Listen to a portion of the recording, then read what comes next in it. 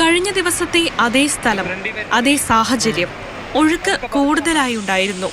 2 ചെറിയ കുട്ടികൾ കളി കഴിഞ്ഞ് പോകും വഴി വണ്ടിത്താവളം സ്വദേശികളായ അഭിനവും അജിലും കുളിക്കാൻ ചിറ്റൂർ പുഴയിലിറങ്ങി.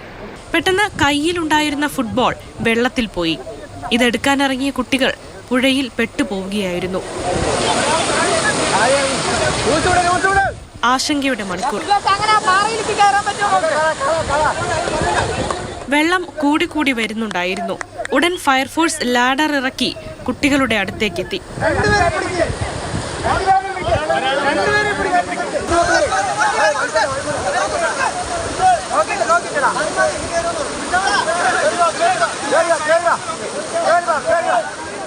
ഒഴുക്കിൽ അവർ പിടിച്ചു നിൽക്കുകയായിരുന്നു. അവരെ മനസ്സാന്തിയം കൊണ്ട് അവർ പിടിച്ചു നിന്നാണ്. നമ്മൾ പറഞ്ഞിട്ടുണ്ടായിരുന്നു പേടിക്കേണ്ട, എന്ത് വന്നാലും നമ്മളെ ഫയർഫോഴ്സ് നിങ്ങളെ രക്ഷപ്പെടുത്തിക്കോളും, നിങ്ങളെ നിന്നാളോ പറഞ്ഞു. അപ്പോൾ അതനുസരിച്ച് നമ്മൾ അവർ നിന്നായിരുന്നു. സ്ട്രോങ് ആയിട്ട് തന്നെ അവർ.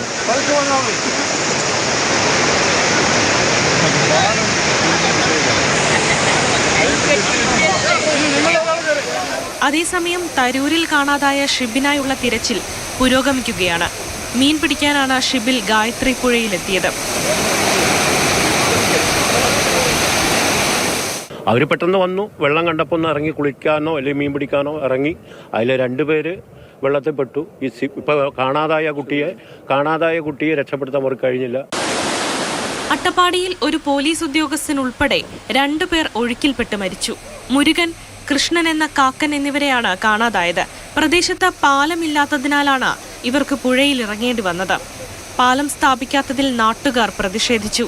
ഒടുവിൽ സബ് കളക്ടർ എത്തി രേഖാമൂലം ഉറപ്പുകൊടുത്ത ശേഷമാണ് ഇരുവരുടെയും മൃതദേഹങ്ങൾ ആശുപത്രിയിലേക്ക് മാറ്റിയത്. മാതൃഭൂമി ന്യൂസ്, പാലക്കാട്.